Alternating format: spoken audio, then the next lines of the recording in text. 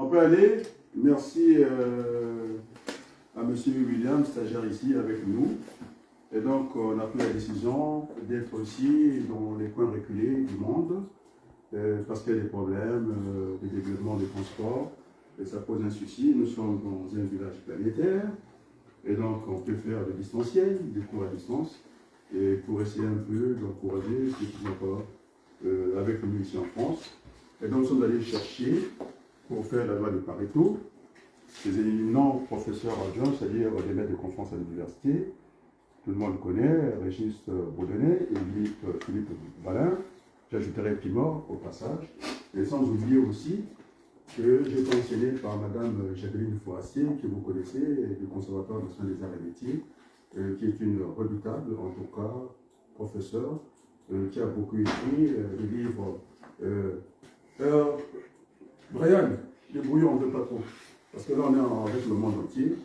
Et donc, cette dame qui m'a formé à une certaine rigueur, Jacqueline Fourassier, dont on connaît le père, Jean Fourassier, qui a écrit Les 30 années glorieuses, qui est très tard.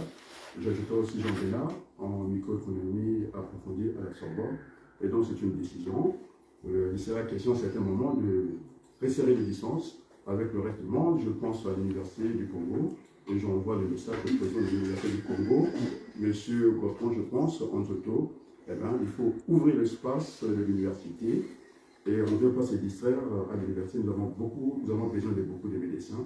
Et donc, quoi qu'il arrive, puisque c'est une demande du Congo, l'université, je demeure à une seconde de l'université. D'ailleurs, nous y sommes, avec les moyens de communication qui sont.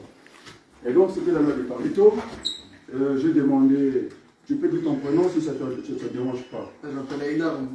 Jean-Paul, Luc, celui qui veut dire son prénom, il peut toujours dire. Timothée, et puis qui encore? Mamadou. Mounir est là. Brian. Il y avait qui encore? Jean-Paul? Alors, on est parti avec cet exercice des universités qui a été traité par Régis Bourdonnais et Philippe Valin. Sauf que je vais reprendre l'exercice dans mon bouquin, vous suivez bien. Les amis, il y a le reste du monde qui me suit. Et donc, je reprends l'exercice. Je vais reprendre l'exercice dans le bouquin, le futur bouquin. Je sais que j'aime beaucoup les amis.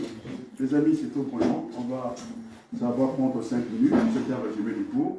Et donc, les éminents professeurs d'université du côté des deux filles, ils se sont arrêtés là. Et nous voulons apporter la valeur ajoutée, aller jusqu'au classement, parce que sinon, on s'arrête bêtement à la loi 20-80-80-20, alors que nous devons être dans le dépassement, parce que l'université reste quand même un haut lieu du savoir. Et donc, nous avons ajouté encore une colonne, comme d'habitude. Je demande à Ida de nous montrer la référence. La référence, c'est ça, les sorties. Et là, on a mis un vide, c'est pour mettre l'ordre de prélèvement. Parce que chaque produit a sa politique. On ne peut pas gérer, les amis, on ne peut pas gérer les congélateurs de la même manière qu'on gère les baguettes. Et donc, il y a la notion des valeurs. Et puis, donc, ça peut immobiliser le capital dans une entreprise. Et on fait attention, chaque produit a sa politique. Et donc là, on a mis l'ordre de prélèvement, les amis. On a mis l'ordre de prélèvement. Donc, le premier produit, c'est là. Donc, on a fait une réimplantation parce que la première implantation du magasin, c'était fait par ordre alphabétique. Et quand on a fait l'inventaire, on a regardé le volume de sortie, on s'est rendu compte que le produit leader, c'était finalement le I, et donc il n'était pas à sa place. Et donc, en logistique, on dit bien, chaque chose a une place et chaque chose doit être à sa place. Donc, on a fait une permutation, on a réimplanté les produits. Voilà le point d'ordre qui est logistique, ça se chiffre comme ça. On est parti là-bas, tu peux toujours titiller les formules, et c'est parce qu'il y a une formule là. Non, alors c'est une valeur. On a fait la valeur de sortie par ordre décroissant. Donc, vous avez aussi une touche là-bas. Vous pouvez aussi la faire là, ne touche même pas, parce que sinon, voilà, décroissant. Après, on a fait le cumul des valeurs de sortie. On a vu ça, ça plus ça donne ça. Mais nous, on a fait un programme, je pense. Et puis, on a fait un glisser incrémenté. Vous avez le reste. Glisser incrémenté, ça veut dire on peut être sur Excel et puis on peut faire du Word. Ça veut dire qu'on a programmé des lignes, les erreurs sont faites par glissement. Donc ce qu'on appelle dans le langage informatique, glisser commandé. Sinon c'est un glisser-coller, et sinon c'est tirer la langue si on veut être familier. Voilà. On a la valeur de sortie ici, vous avez des formules, et là, nous sommes allés très loin, et pour faire ça, au lieu de faire division, voilà, attention, au lieu de faire la division, division ligne par ligne, ligne par ligne, ligne par ligne, voilà, c'est-à-dire qu'on va prendre ça, au dernier chiffre, ça fait quand même, si vous avez quand même 100 lignes à faire, je pense que ça relève bien labyrinthe, ça deviendra très compliqué pour nous. Et donc on a calé par le dollar, je peux leur montrer. On a verrouillé par le dollar, on a fait un glisser commenté, nous sommes arrivés. Ici, c'est pareil. Et puis là, c'est là où c'est plus solide. L'université de Dauphine, ces 11 éminents professeurs sont arrêtés là. Et nous sommes toujours gourmands. Et puis nous voulons rentrer, être au rendez-vous par contre de l'histoire, parce qu'on nous connaît dans d'autres choses, le sport, et puis autre chose. Eh bien, nous sommes là, nous sommes bien présents. On a ajouté du coup, je peux montrer la formule. Voilà. C'est une programmation assez dure, parce qu'il faut intégrer des dessins industriels. On a mis l'axe comme ça, les X pour de référence, l'axe du chiffre d'affaires ici. On a fait le graphique comme ça.